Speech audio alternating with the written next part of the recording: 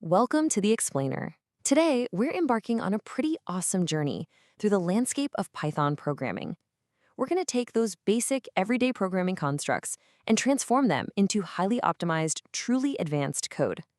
If you've ever wondered how pro developers bridge the gap between scripts that just, work and scripts that perform brilliantly, well, you're exactly in the right place. So, the roadmap we're looking at today details 5 specific sequential steps.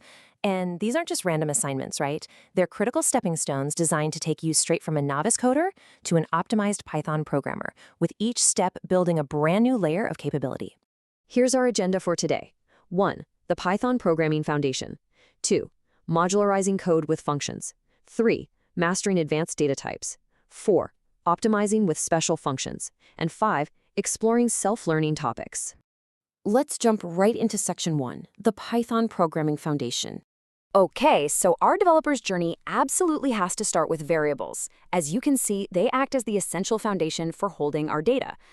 Before a program can do anything remotely intelligent, it needs a reliable way to identify, label, and store the information it's actually going to process for a given task. But here's the thing. Variables alone don't actually do anything. To bring them to life, we have to apply operators, control structures, and conditional structures. By combining these core constructs, our programs can start making basic decisions and executing real logic. This is exactly where your code takes its first breath.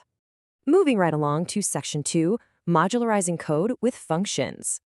Now that we have basic functioning code, the focus shifts entirely from just making things work to making things efficient and reusable. Enter functions. Notice how a function isn't just a random piece of syntax. It's a highly specific tool used to modularize a program. When we all first start coding, our statements tend to get a bit messy and repetitive. Functions let us wrap all that up into neat modular packages that we can call on whenever we need them. Transitioning that raw top-to-bottom script and modularizing it using functions is really your first definitive leap toward writing professional-grade Python. It makes your code cleaner, way easier to read, and honestly, infinitely easier to troubleshoot. Which brings us to section 3, mastering advanced data types. With our code neatly modularized and humming along, we have to figure out how to organize increasingly complex data.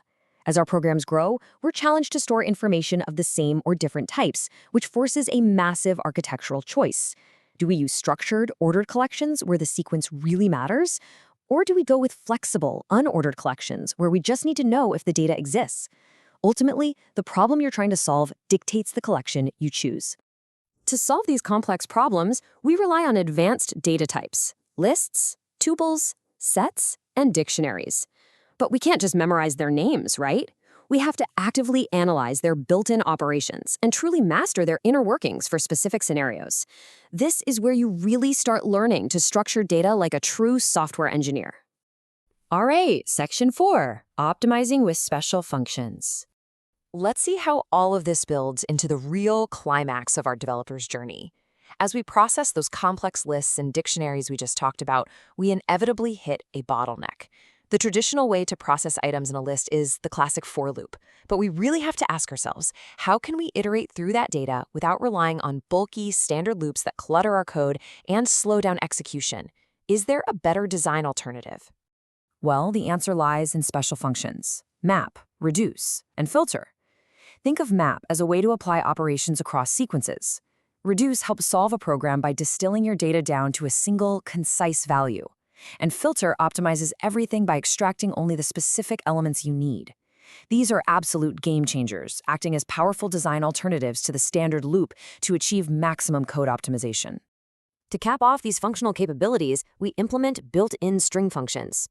Whenever you're parsing through textual data, Python's built-in string functions are hands down the optimal tool for searching, modifying, and evaluating text to meet your exact functional requirements.